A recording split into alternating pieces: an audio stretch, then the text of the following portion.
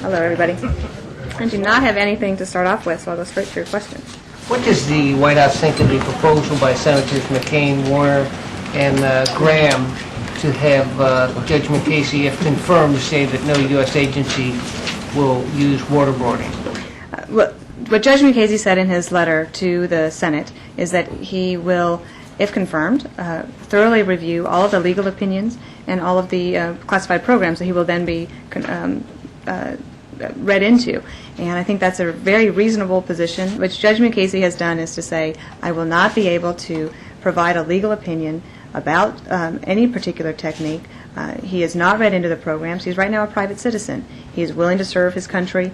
The President will say today the Attorney General is a critical member of the nation's war on terror team, and that he needs to be confirmed immediately. We are concerned that it is taking so long to get him a committee vote. We are pleased that it is scheduled for Tuesday, but you will hear the President say today that the delay in getting his nomination completed is unacceptable on this one narrow issue. I think it is very unfair for somebody who is not read into a program, being briefed on a classified program, who doesn't have all the facts at his disposal, to be asked to render a legal opinion.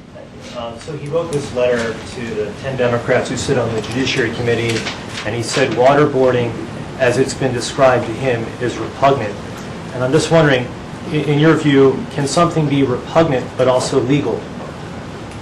Look, as I said, I'm not going to comment on any techniques. I'm not going to comment on any of that. That was his personal view, and the senators, if they want to ask him more questions about that, should confirm him, and then they'd have the opportunity to do so.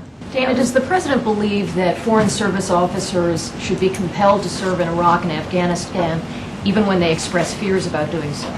I understand that there is concern on behalf of many of the Foreign Service officers at the State Department. As Secretary Rice has said, if there are volunteers to serve, then no one will have to be directed to go. Does that mean that it is a requirement for them to serve, much like active duty military are compelled to serve? Are you equating those? I don't know all the rules that go into the regulations for Foreign Service officers. I'd have to refer you to the State Department for that. They do serve our country very well. They're in places all around the world.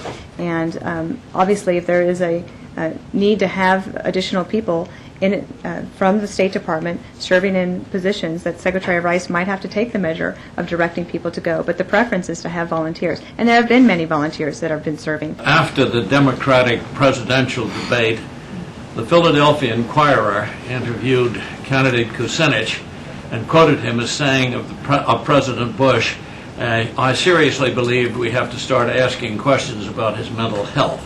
And my question, does the White House believe that during the debate, the Kucinich admission that he has seen a UFO demonstrates the quality of Kucinich mental health analysis? I'm not going to comment. I think that speaks for itself. It speaks for itself. Oh, thank you very much.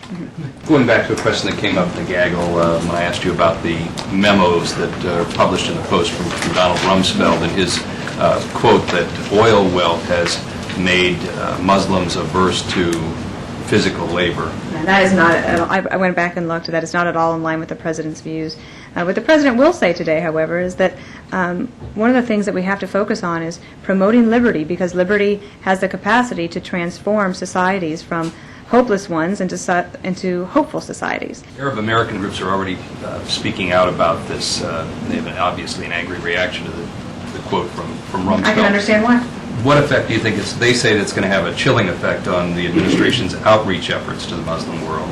Well, again, I just said that it's not in line with the President's views, and obviously we have been working very hard throughout the Middle East and actually throughout the world in order to help spread the word of what America stands for. There's a variety of different things that we've done, including all the work that Karen Hughes has done at the Department of State, one of those being English language programs, teaching, I think it was 13,000 students just this summer, going through an intensive English language program.